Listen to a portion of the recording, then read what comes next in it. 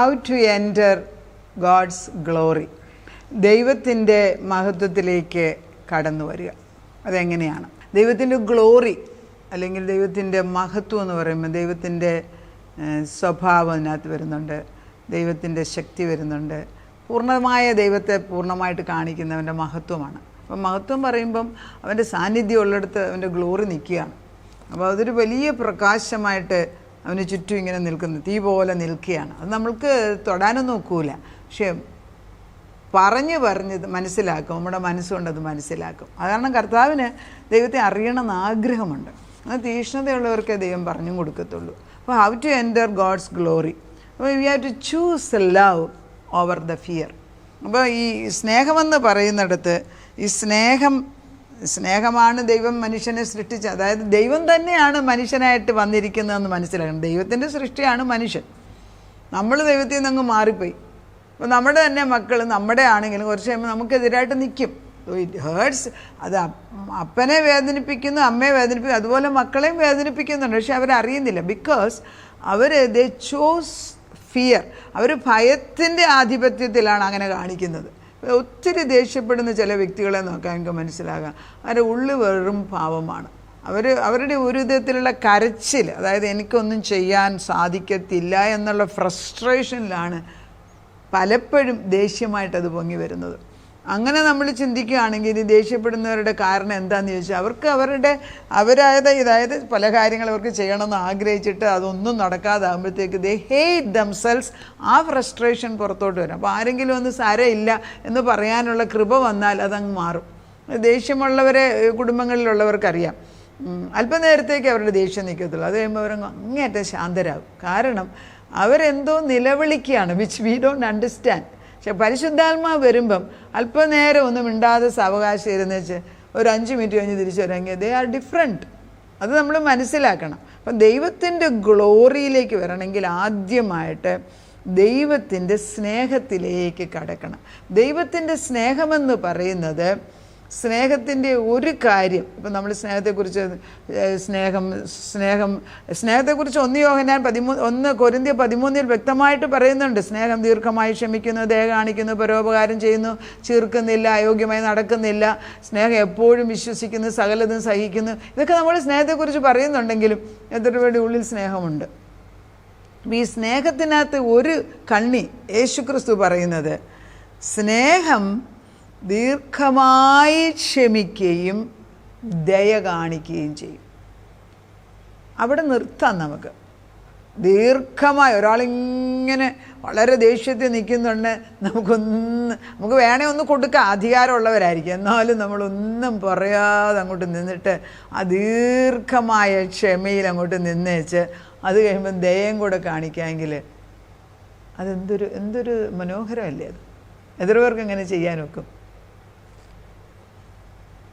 വേറെ യേശുക്രിസ്തു പറയുന്നുണ്ടല്ലോ ഈ ലോർഡ്സ് പ്രേയറിന്, lead us not into temptation for deliver us from evil. അതായത് ദൈവമേ നീ എന്നെ പരീക്ഷയിൽ അകപ്പെടുത്തരുത്. കാരണം പരീക്ഷയിൽ അകപ്പെട്ടാൽ നമ്മളെല്ലാം വീണുപോകും, അത് ദൈവത്തിനറിയാം. പക്ഷെ അകപ്പെടുന്ന അവസ്ഥയിൽ ദേഷ്യപ്പെടാതെ ദീർഘക്ഷമയോടെ നിന്നിട്ട് ദയം കൂടെ കാണിക്കുമ്പോൾ അത് എത്ര പേർക്ക് ചെയ്യാൻ ഒക്കുന്നുണ്ട്? ഞാനത് കഴിഞ്ഞ ദിവസം എന്നോട് കർത്താവ് ഇങ്ങോട്ടത് വളരെ വളരെ ആഴമായിട്ട് എന്നോട് ഇങ്ങോട്ട് സംസാരിച്ച്, ദീർഘമായി ക്ഷമിക്കുക, അത് കഴിഞ്ഞ് വെച്ച് ദയം കൂടെ കാണിക്കുക, ദയ കാണിക്കുക. നമ്മൾ തന്നെ ഒന്ന് അനലൈസ് ചെയ്ത് ഒക്കുന്നുണ്ടോയെന്ന്. It is not easy. എത്ര പേര് ചെയ്യുന്നുണ്ട്? പറയാൻ എളുപ്പമാണ്, ചെയ്യുന്നത്. ഇത് ആദ്യം തൊട്ട് മാറ്റി എഴുതണം നമ്മുടെ സ്വഭാവ രീതികൾ. നല്ലതാകുമ്പോൾ എല്ലാവർക്കും നല്ലതായിട്ട്, നമ്മളിപ്പോൾ ഒരു വലിയ മീറ്റിങ്ങിലൊക്കെ പോകുമ്പോൾ എല്ലാവരും നന്നായിട്ട് പെരുമാറും. But when you are confronted, അതായത് ഒരു ശത്രു ഇങ്ങനെ വന്ന് അന്ന് എനിക്ക് അധികാരമുണ്ട് അവനെ അടിക്കാൻ, ഒന്ന് ചിന്തിക്കുക. എന്നാൽ പോലും നമ്മൾ അനങ്ങാതെ നിന്നേച്ച് ചിലപ്പോൾ പറഞ്ഞില്ല അടി കൊണ്ടേച്ച് പോകുന്നു. എൻ്റെ ഫാദർ അങ്ങനെ തന്നെ ടീച്ചറാണ്, എൻ്റെ മദർ അങ്ങനെയല്ലായിരുന്നു. എനിക്ക് എൻ്റെ അമ്മയുടെ സ്വഭാവമായിട്ടിരിക്കുന്നത്. നമ്മൾ മനസ്സിലാക്കേണ്ടത് ദൈവത്തിൻ്റെ വിശ്വസ്തത, അവൻ്റെ ഗ്ലോറിയിലേക്ക് കയറണമെങ്കിൽ ആദ്യം അവൻ്റെ സ്നേഹത്തിലോട്ട് കയറണം. അവിടെ ഭയമില്ല. സ്നേഹമെന്നുള്ളിടത്ത് വെറുപ്പില്ല. ഒരു വ്യക്തിയോടും വെറുപ്പ് വരുന്നില്ല. അവൻ്റെ കാണിക്കുന്ന അവൻ്റെ വികൃതം, അവൻ്റെ ഹൃദയത്തിലെ വേദന കാണിക്കുന്നു നമ്മൾ ചിന്തിക്കുകയാണെങ്കിൽ വെറുപ്പ് വരത്തില്ല. അതല്ലെങ്കിൽ നമുക്ക് വെറുപ്പ് വരും. അത് മാറ്റിയെടുക്കാനാണ് ദൈവം ആയിരിക്കുന്നത്. The kingdom of heaven come to you and then when the kingdom comes to you, you get the power. അപ്പോൾ some people know the verse, അതായത് പരിശുദ്ധാത്മാവ് നിങ്ങളുടെ മേൽ വരുമ്പോൾ, ഉയരത്തിൽ നിന്ന് പരിശുദ്ധാത്മ നമ്മുടെ മേൽ വീഴുമ്പോൾ നമുക്ക് ശക്തി ലഭിക്കുമെന്ന് അപ്പോസ്തല പ്രവൃത്തിയിൽ യേശു ക്രിസ്തു പറയുന്നുണ്ട്. ഇത് ശക്തി ലഭിക്കുക എന്ന് പറയുമ്പോൾ ഈ ശക്തി നമ്മളിലില്ല. അത് ദൈവം ഇട്ട് തരണം. നമ്മളിലില്ലാത്തൊരു കാര്യം ഇട്ട് തരുമ്പം ഞാനൊരു വേറൊരു വ്യക്തിയായി മാറുകയാണ്. അത് ഇന്നലെ തന്നതും കൊണ്ട് ഇന്നത് കാണണമെന്നുമില്ല. ഇന്ന് വീണ്ടും അത് പറഞ്ഞിട്ട് അവൻ്റെ ശക്തിയിലേക്ക്. അതുകൊണ്ടാണ് കർത്താവ് പറയുന്നത്, അന്നുള്ള മന്ന ഇട്ടുകൊടുക്ക്. ഇന്നലെ കഴിച്ചെന്നും പറഞ്ഞ് നമ്മൾ ഇന്ന് കഴിക്കത്തില്ലേ? ഇന്നലെ 3 പ്രാവശ്യം കഴിച്ചിട്ട് കിടന്നാൽ ഇന്ന് തന്നെ ഇപ്പോൾ കഴിക്കുകയേ വേണ്ട ഒരാഴ്ചത്തേക്ക്. അങ്ങനെ ചിന്തിച്ചിട്ടുണ്ടോ? ആരും ചിന്തിക്കാറില്ല. നേരം വെളുക്കുമ്പോൾ രാവിലെ എന്താ ബ്രേക്ക്ഫാസ്റ്റ്, പിന്നെ ഉച്ചയ്ക്ക് എന്താ, ഇതാണ് നമ്മുടെ ചിന്ത. ഒരു പ്രായം ചെന്ന് കഴിഞ്ഞാൽ മിക്കവരും അതിങ്ങനെ പറയുന്നത് കേൾക്കാം. അപ്പം നമ്മൾ മനസ്സിലാക്കേണ്ടത്, ദൈവത്തിൻ്റെ ആത്മാവിൻ്റെ ഭക്ഷണം വചനം കൊണ്ട് ദിനംപ്രതി നിറച്ച് നമ്മളെ തന്നെ ഫില്ലാക്കുക തന്നെയല്ല, ഓവർഫ്ലോ ചെയ്യുന്ന സ്റ്റേജിലേക്ക് കൊണ്ടുവരുവാൻ രാവിലെ തോറും പുതിയ മന്ന പിറക്കിയെടുക്കണം. അത് ആർക്കും ആവശ്യമുണ്ട്. മുകളിലിരിക്കുന്നവരോട് ഞാൻ ദൈവാത്മാ വ്യക്തമായിട്ട് പറയുന്നു, കയറും തോറും വീഴ്ചയ്ക്ക് ആഴം കൂടുകയാണ്. കൂടുതൽ വിനയപ്പെട്ട് കർത്താവിൻ്റെ അടുക്കലേക്ക് വരുന്നതാണ് ദൈവം നമ്മളെക്കുറിച്ച് ആഗ്രഹിക്കുന്നത്. അപ്പം കർത്താവ് പറയുന്നത്, നിങ്ങൾ ആത്മാവിൻ്റെ തീയിൽ, അതായത് be baptised in the fire of the Holy Spirit, പരിശുദ്ധാത്മാവിൻ്റെ തീയാൽ നമ്മളെ തന്നെ അഭിഷേകം ചെയ്യണം. അപ്പോൾ തീയുടെ ജോലി 2ആണ്. ഒന്ന്, തീ വരുന്നിടത്ത് വേണ്ടാത്തതിനെ കരിച്ചു കളയും, വേണ്ടുന്നതിനെ ജ്വലിപ്പിക്കും. ഇപ്പം തീ കൊണ്ട് തന്നെയാണ് സ്വർണം എടുത്തിട്ട് ഉരുക്കി ഉലയിലിട്ടിട്ട് 7 പ്രാവശ്യം ഉലയിലിട്ട് ഉരുക്കി കഴിയുമ്പം അത് മനോഹരമായ തങ്കമായി മാറുന്നത്. അത് തന്നെയാണ് നമ്മുടെ ജീവിതം. അപ്പം പ്രയാസമില്ലാതെ കഷ്ടമില്ലാതെ ഒരു കാര്യവും ദൈവത്തിൻ്റെ കയ്യിൽ നിന്ന് നമുക്ക് വാങ്ങിക്കാനൊക്കത്തില്ല. അതല്ല, എളുപ്പം എന്തെങ്കിലും കിട്ടിയെന്നിരിക്കട്ടെ, അത് നിലനിൽക്കത്തില്ല. അത് നിർബന്ധമുള്ളൊരു സത്യമായിട്ട് കാര്യമാണ്. പെട്ടെന്നൊരു കാര്യം നമ്മൾ നേടുന്ന അതിന് വിലയില്ല. ഞാൻ എൻ്റെ കൂടെ തന്നെ വചനം പഠിപ്പിക്കുന്നതുകൊണ്ട് ചില പിള്ളേരുണ്ട്, അവർക്ക് നല്ല ദൈവകൃപയുണ്ട്. ചിലർക്ക് പാടാനായിരിക്കും, ചിലർക്ക് യേശുവിനെക്കുറിച്ച് കർത്താവിൻ്റെ ഈ വചനം കേട്ടിട്ട് അത് അബ്സോർവ് ചെയ്തിട്ട് അതുപോലെ റിപ്പീറ്റ് ചെയ്യാൻ കഴിയും. അങ്ങനെയുള്ള പല പിള്ളേരുമായിട്ട് ഞാൻ ഇടപെടുമ്പോൾ ഞാൻ എപ്പോഴും പറയുന്നത്, അവർക്ക് അവരുടെ ഉള്ളിലിട്ടിരിക്കുന്ന കഴിവെന്തെന്ന് മനസ്സിലാക്കുന്നില്ല, അതിന് വില കൊടുക്കുന്നില്ല. അവരുടെ ഹൃദയം വേറെങ്ങാണ്ടൊക്കെയാണ്. എനിക്ക് ദൈവം തന്നിരിക്കുന്നതിൽ സന്തോഷിക്കണമെങ്കിൽ പരിശുദ്ധാത്മാവ് വരണം. 10 താലന്തുള്ളവനോട് 10 കൂടെ, 5 ഉള്ളവനോട് 5, എന്നാൽ 1 ഉള്ളവനോട് 1 കൂടെ ദൈവം ചോദിക്കുന്നുള്ളൂ. അത് മാത്രം നീ ഡെവലപ്പ് ചെയ്താൽ മതി. അപ്പം നമുക്ക് വേറൊരാളുടെ കമ്പാരിസൺ ഇല്ല. We are saturated with the love of Jesus Christ. ക്രിസ്തുവിൻ്റെ സ്നേഹം കൊണ്ട് നമ്മളെ നിറയണം. യേശു ക്രിസ്തു തന്നെത്താനെ പറയുകയാണ്. ഈ മർക്കോസിൻ്റെ സുവിശേഷം 9:1 ഇങ്ങനെയാണ് എഴുതുന്നത്, പിന്നെ അവൻ അവരോട് പറഞ്ഞതാണ്, ദൈവരാജ്യം ശക്തിയോടെ വരുന്നത് കാണുവോളം മരണം ആസ്വദിക്കാത്തവർ ചിലർ ഈ നിൽക്കുന്നവരുണ്ട് എന്ന് ഞാൻ സത്യമായിട്ട് നിങ്ങളോട് പറയുന്നു. അപ്പം ദൈവരാജ്യം ശക്തമായിട്ട് വരുന്നത് കാണുന്നത് ഈ 12 ശിഷ്യന്മാരിൽ ആരോ ഉണ്ടായിരുന്നെന്ന്. നമ്മൾ വിചാരിക്കും ഇവർ മരിക്കുന്നേ ഇല്ലെന്ന്. പലതരത്തിലും ലിറ്ററൽ മീനിങ് നമുക്ക് ആദ്യം വരുന്നത്. പക്ഷേ യേശു വളരെ ഭംഗിയായിട്ട് കർത്താവ് ഒരു കാര്യം പറഞ്ഞ് അത് എക്സ്പ്ലെയിൻ ചെയ്യാതെ പോകുന്നില്ല.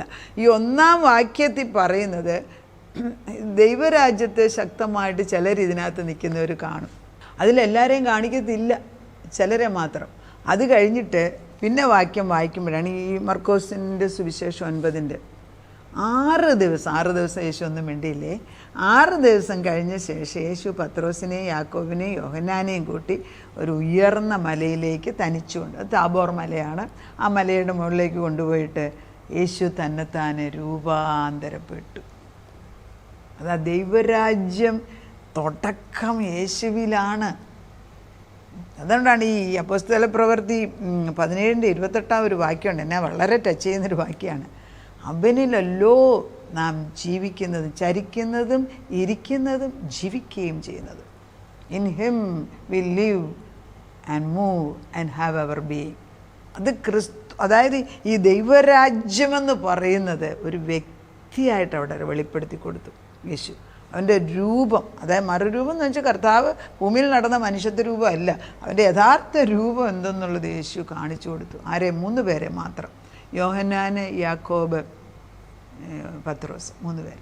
ഈ 3 പേരെ യേശു ആരെന്ന് നമ്മൾ തന്നെ ഒന്ന് ചിന്തിച്ച് നോക്കിയാൽ, നമ്മളെ ദൈവം വിളിച്ചുകൊണ്ട് പോയിട്ട്, പുത്രൻ തമ്പുരാൻ വിളിച്ചുകൊണ്ട് പോയിട്ട് ഒരു മലയുടെ മുകളിൽ കൊണ്ടു നിർന്നിട്ട് അവനെ തന്നെ, അതായത് അവൻ നമ്മൾ പറയത്തില്ലേ, എൻ്റെ ചങ്ക് കാണിച്ചാലും വാഴത്തിൻ്റെ ചെമ്പരത്തി പോവാന്ന് നീ പറയും, അത് പറഞ്ഞാൽ നിൻ്റെ ഹൃദയം അങ്ങോട്ട് തുറന്ന് കാണിക്കുന്നത് പോലെ യേശു കാണാം. കർത്താവിന് തന്നെത്താനെ ആരെന്ന് വെളിപ്പെടുത്തി കൊടുക്കാൻ ഇഷ്ടമുള്ള വ്യക്തികളോട് ഇഷ്ടമാണ്.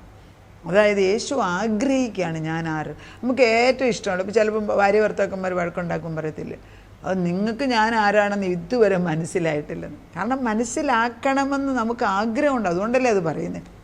അത് മനസ്സിലാക്കാത്തതിൻ്റെ പേരിലാണ് ഡിവോഴ്സ് പലപ്പോഴും വരുന്നത്. അപ്പോൾ യേശുവും നമ്മളുമായിട്ടുള്ള ബന്ധം എന്നേക്കുമായിട്ട് ഉറപ്പിച്ചത് പരിശുദ്ധാത്മാവാണ്.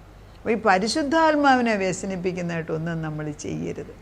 ആ പരിശുദ്ധാത്മാവ് പറയുകയാണ് enter into my glory. അതായത് ക്രിസ്തുവിനെ കണ്ടു കഴിഞ്ഞാൽ അവൻ്റെ മഹത്വത്തിലേക്ക് നിങ്ങൾ കയറിക്കഴിഞ്ഞിരിക്കുന്നു. അതൊരു അനുഗ്രഹിക്കപ്പെട്ട പദവിയാണ്.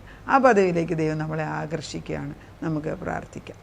ദൈവരാജ്യം ശക്തമായിട്ട് കാണാൻ തക്കവണ്ണം തൻ്റെ ശിഷ്യന്മാരിൽ 3 പേരെ ദൈവം അന്നും തിരഞ്ഞെടുത്തു. യോഹന്നാന്, യാക്കോബ്, പത്രോസ്. ഇവർ 3 പേരും ദൈവത്തെ കണ്ടു. അവർക്ക് രൂപാന്തരമുണ്ടായി. അവർക്ക് അവിടുന്ന് താഴോട്ട്, ആ മലയുടെ മേളിൽ നിന്ന് താഴോട്ട് ഇറങ്ങി വരണമെന്നേ ആഗ്രഹമില്ലായിരുന്നു. അത് കഴിഞ്ഞ് അങ്ങനെ തന്നെയാണ് നിയർ ഡെത്ത് എക്സ്പീരിയൻസ് ഉള്ളവരും പറയുന്നത്. മരിക്കുന്നതിന് മുൻപ് സ്വർഗം കണ്ടിട്ടുണ്ടെങ്കിൽ മരിച്ചു കഴിഞ്ഞിട്ട് അല്പനേരത്തേക്ക് സ്വർഗത്തിൽ പോയിട്ട് പിന്നെ തിരിച്ചു വിടുന്ന അനുഭവമുള്ളവർ പറയും. അവിടെ സ്വർഗത്തിൽ ചെന്ന് കഴിഞ്ഞാൽ തിരിച്ചു വരാൻ ആഗ്രഹമില്ലെന്ന്. അത് തന്നെ ഇവിടെ പത്രോസ് പറഞ്ഞ് നമുക്ക് 3 കുടിലുണ്ടാക്കി ഇവിടെ അങ്ങ് താമസിച്ചാൽ മതിയെന്ന് യേശു പറയുന്നുണ്ട്. ഞാൻ ഈ കാണിച്ചത് ഇനി ഉയർത്തെഴുന്നേറ്റ് കഴിയുന്നിടം വരെ നിങ്ങളൊന്നും ആരോടും പറയണ്ടെന്ന്. അത് ദൈവത്തിൻ്റെ സത്യങ്ങൾ മനസ്സിലാക്കുന്ന ഒരു സമയമുണ്ട്. അത് മറ്റുള്ളവരോട് പറയുന്നതിന് വേറൊരു സമയമുണ്ട്. എന്നാൽ ദൈവമാണ് നമ്മളെ ഒരു സത്യം മനസ്സിലാക്കിച്ചത് എങ്കിൽ അത് നമ്മൾ ഒരിക്കലും മറക്കത്തില്ല. അങ്ങനെ ഒരു സത്യമാണ് ദൈവരാജ്യം ശക്തമായിട്ട് വരുന്നിടം വരെ മരിക്കാത്ത ചിലരിവിടെ ഉണ്ട്. അതുതന്നെയാണ് ഞാനും പ്രാർത്ഥിക്കുന്നത്. അനേക മക്കളിലേക്ക് ഈ ദൈവരാജ്യത്തിൻ്റെ ശക്തി കടന്നു ചെന്നിട്ട് ഈ മരണത്തെ വെല്ലുന്ന നിത്യജീവനെ പ്രാപിക്കാൻ തക്കവണ്ണം ആത്മാവിൻ്റെ ശക്തി ഇപ്പോൾ പകരണമേ, ഈ സമയത്ത് ഇപ്പോൾ പകരണമേ എന്ന് പറയാം. അത് തലമുറകളിലേക്ക് കടന്നു ചെല്ലണം. കേൾക്കുന്ന ഓരോ വ്യക്തിയിലും ആരാണ് എൻ്റെ കയ്യിൽ പിടിച്ചിരിക്കുന്നത്? ബലമുള്ള യേശുവാണ് എൻ്റെ കൈക്ക് പിടിച്ചിരിക്കുന്നത്. അവനെ കൂടാതെ ഞാൻ പുറത്തോട്ട് ഇറങ്ങുന്ന ക്വസ്റ്റ്യനില്ല. ദൈവത്തിന് ഇഷ്ടമില്ലാത്ത വാതിലുകളെല്ലാം കൊട്ടി അടയ്ക്കണമേ. വെളിപ്പാടിന് 3:7-8 പറയും, ദാവീദിൻ്റെ താക്കോലുള്ളവൻ സത്യവാനും ദാവീദിൻ്റെ താക്കോലുള്ളവൻ പറയുകയാണ്, ഇതാ ഞാനൊരു വാതിൽ നിങ്ങൾക്ക് വേണ്ടി തുറന്നു വെച്ചിരിക്കുന്നു, അതിലേക്ക് മാത്രം ഞങ്ങളുടെ കുഞ്ഞുങ്ങളെയും ഞങ്ങളുടെ കുടുംബങ്ങളെയും കയറ്റണം. അപ്പം ഞാനൊരു വാതിൽ അടച്ചാൽ ആർക്കും അത് അടയ്ക്കാനൊക്കത്തില്ല. You take double the effort to close the door than to open one.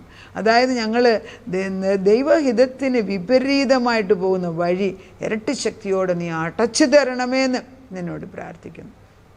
നിൻ്റെ മക്കളെ, ഞങ്ങൾക്ക് തന്നിരിക്കുന്ന മക്കളെയൊക്കെ നിൻ്റെ സന്നിധിയിൽ കൊണ്ടുവന്നിട്ട് കർത്താവിൻ്റെ ശാശ്വത പൂജ അവരുടെ തലമേൽ വെച്ച് ഉലക സ്ഥാപനത്തിന് മുൻപ് വിളിക്ക് അനുയോജ്യമായിട്ട് അവർ കടന്നു വരാൻ ഇടയാക്കണം. നിയമിച്ചവരെ വിളിച്ചവരെ നീതീകരിച്ചവരെ തേജസ്കരിച്ചും തരുന്ന ദൈവത്തിൻ്റെ ശക്തി വചനത്തിൻ്റെ കൂടെ പോയി പ്രവർത്തിക്കട്ടെ. അങ്ങനെ അവിടെ ചെയ്യുന്നതിനാൽ സ്തോത്രം. പ്രാർത്ഥന കേട്ട് ഉത്തരം തന്ന ദൈവത്തിന് നന്ദി. യേശു ക്രിസ്തുവിൻ്റെ പുണ്യനാമത്തിൽ തന്നെ ആമേൻ.